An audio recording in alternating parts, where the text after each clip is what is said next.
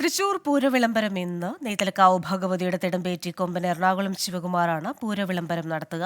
നാളെ രാവിലെ 7-ന് കണിമംഗലം ശാസ്താവ് എഴുന്നള്ളിയെത്തുന്നതോടെ 36 മണിക്കൂർ നീളുന്ന തൃശൂർ പൂരത്തിന് തുടക്കമാകും.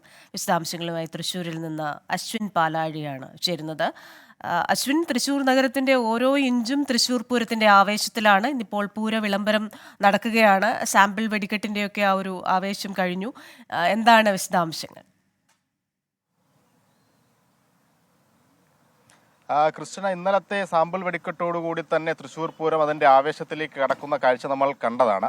എന്തായാലും ഇന്നാണ് പൂര വിളംബരത്തിനായി നെയ്തലക്കാവിൽ അമ്മ ഇവിടെ നിന്ന് എഴുന്നള്ളുന്നത്. നമ്മളിപ്പോൾ ഉള്ളത് നെയ്തലക്കാവിൽ അമ്മയുടെ ക്ഷേത്രത്തിലാണ്. ഇവിടെ നിന്ന് രാവിലെ 8 മണിയോടുകൂടി പൂര വിളംബരത്തിനായുള്ള പുറപ്പാടുണ്ടാകും.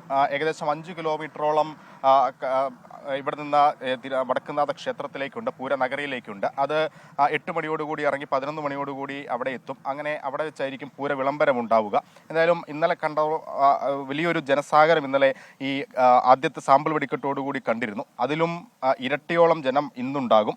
എന്തായാലും ഈ പൂര വിളംബരം ഗോപുര നട തുറന്ന് നടത്തുന്നത് എറണാകുളം ശിവകുമാറാണ്. ഇത്തവണയും നെയ്തലക്കാവിൽ അമ്മയുടെ തിടമ്പേറ്റാനുള്ള അവസരം കിട്ടിയിരിക്കുന്നത് എറണാകുളം ശിവകുമാറിന് തന്നെയാണ്. എന്തായാലും വലിയൊരു ആവേശത്തിലേക്ക് തൃശ്ശൂർ കടക്കുന്നതിൻ്റെ, പൂരനഗരി കടക്കുന്നതിൻ്റെ ഒരു തുടക്കമാകും. പിന്നീട് 36 മണിക്കൂർ നീണ്ടു നിൽക്കുന്ന പൂര മണിക്കൂറുകളിലേക്കാകും തൃശ്ശൂർ കടക്കുക. എന്തായാലും ആവേശത്തിൻ്റെ അല്ലെങ്കിൽ ആ ചടങ്ങുകളുടെ തുടക്കം അല്പസമയത്തിനുള്ള ഏകദേശം 8 മണിയോടുകൂടി തന്നെ തുടങ്ങും എന്നുള്ളതാണ് നമുക്ക് ഈ പൂര വിളംബരത്തിനുള്ള പുറപ്പാട് തുടങ്ങുന്ന സ്ഥലത്ത് നിന്ന് നമുക്ക് പറയാനുള്ളത്. അകത്ത് ക്ഷേത്രത്തിനുള്ളിൽ അതിനുവേണ്ടിയുള്ള ഒരുക്കങ്ങളെല്ലാം തന്നെ നടന്നുകൊണ്ടിരിക്കുകയാണ്.